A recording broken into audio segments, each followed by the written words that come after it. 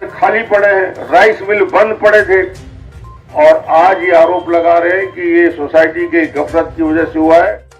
आज अगर विधानसभा का चुनाव हो जाए तो फिर से भारतीय जनता पार्टी सरकार बनाने वाली है। संगठन केंद्रों में पड़ा हुआ है, उसका प्रमुख कारण मैं मानता हूँ मार्च अप्रैल में न तो डीओ कटा न डीओ कटा, हमारे संगठन के 87 संगठन के खाली पड़े रह गए। सहकारी समिति कर्मचारी संघ के प्रदेश अध्यक्ष हैं ईश्वरी साहू। हम इनसे बात करते हैं कि पिछली खरीदी और इस खरीदी में क्या अंतर है और इस खरीदी से क्या घाटा हो रहा है, पिछली खरीदी से क्या फायदे थे।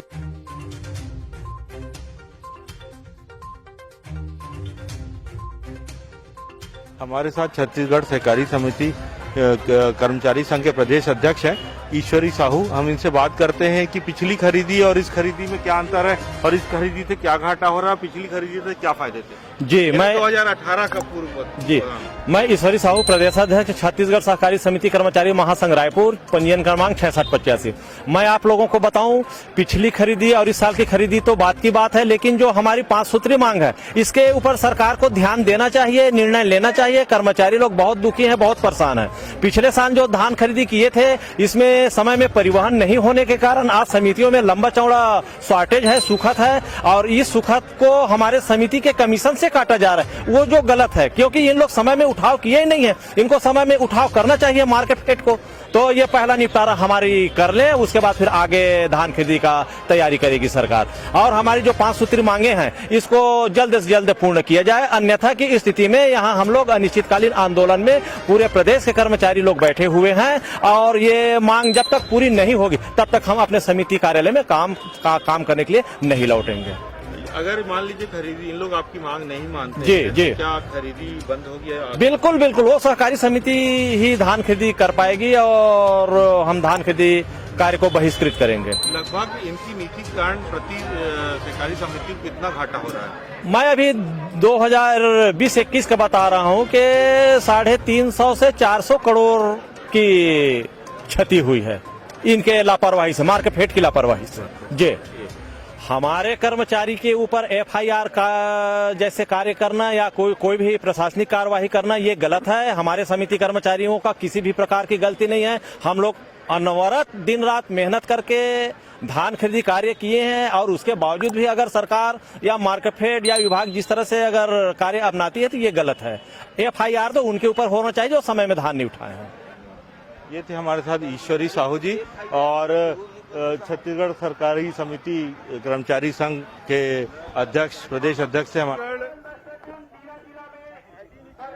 प्रदेश स्तरीय सहकारी समिति कर्मचारी संघ 24 तारीख से अनिश्चितकालीन हड़ताल पे चला गया है और ये सब अपने अपने सोसाइटी से छुट्टी लेकर यहाँ अनिश्चितकालीन हड़ताल में 2058 से ज़्यादा सोसाइटी का काम ठप है। यही धान खरीदी की व्यवस्था करते हैं, यही पूरी उसकी रक्षा और चिंता करते हैं। आज सारी सोसाइटी खाली पड़ी है और इनकी मांग बहुत जायज है कि जो सुखद हुआ उसके लिए दोषी कौन है। ये ना परिवहन करा पाए और ना उसको मिल तक पहुंचा पाए। सोसाइटी में खरीदी होती है, सोसाइटी में उसके बाद जैसे वो सोसाइटी फुल हो जाता है, बफर स्टॉक हो जाता है, उसको संग्रहण केंद्र में डाला जाता है और संग्रहण केंद्र से फिर उस धान को मिल को दिया जाता है। इसके लिए डीओ कार्ड के अधिकारी उसको देते हैं। भ्रष्टाचार के वजह से, कमीशन ना मिलने की वजह से धान सड़ता गया। मार्च के एंड तक धान पड़ा है, अप्रैल में पड़ा है, मई में पड़ा है, जून में, जबकि 31 मार्च तक सारे धान का निराकरण होना चाहिए था। नुकसान यदि हुआ है, धान यदि सड़ा है, सूखत यदि बढ़ा है, इसके लिए दोषी है सरकार की नीतियां, ना कि सोसाइटी के हमारे प्रबंधक इसके लिए जवाबदार है। और इनके मांग उचित है, उनकी राशि को काटोगे आप। यदि घाटे की पूर्ति करना है तो इन्हें जो कमीशन मिलता है उससे आप घाटे की पूर्ति करोगे जो आपकी वजह से हुआ है, तो वो क्षतिपूर्ति की राशि दी जाए, ये बिल्कुल जायज मांग है। टीएससी देव की कमेटी ने अतिरिक्त जो इनको वेतन में जो विसंगति है, कमी है, उसके लिए 58-60 करोड़ देने की बात की थी, वो भी अप्राप्त है, उसको भी दिया जाना चाहिए। इसके साथ ही साथ कोऑपरेटिव के एक्ट में संशोधन की इनकी मांग है, वो संशोधन किया जाना चाहिए। और उसके साथ ही साथ जितनी भी नियुक्तियां भी हो रही हैं, वो नियुक्तियां उनमें से सोसाइटी से प्रमोशन के आधार पर दिया जाए। इनकी नियुक्ति जो सहकारी समिति में वर्षों से काम करने वाले कर्मचारी हैं, उनके माध्यम से भर्ती किया जाए। ये जिस प्रकार एडहॉक में भरते जा रहे हैं, उसका विरोध इन लोगों ने किया है और जायज विरोध है। तो आज पूरे छत्तीसगढ़ का सिस्टम पूरा कोलैप्स हो चुका है। आने वाले समय में 110 लाख मेट्रिक टन पेडी प्रोक्योर करना है और आज ये आंदोलनरत हैं।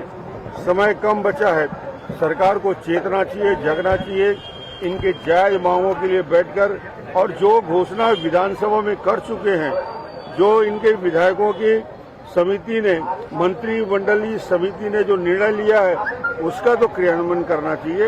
यही बात के लिए हम लोगों ने समर्थन भी दिया और सरकार को चेताया भी। कभी उसना का बहाना करते हैं, कभी अरवा का बहाना करते हैं, कभी मिलिंग का बहाना करते हैं। इनके मन में कुछ करने की इच्छा ही नहीं है, जो भी करो उसके उल्टा ही बात करते हैं।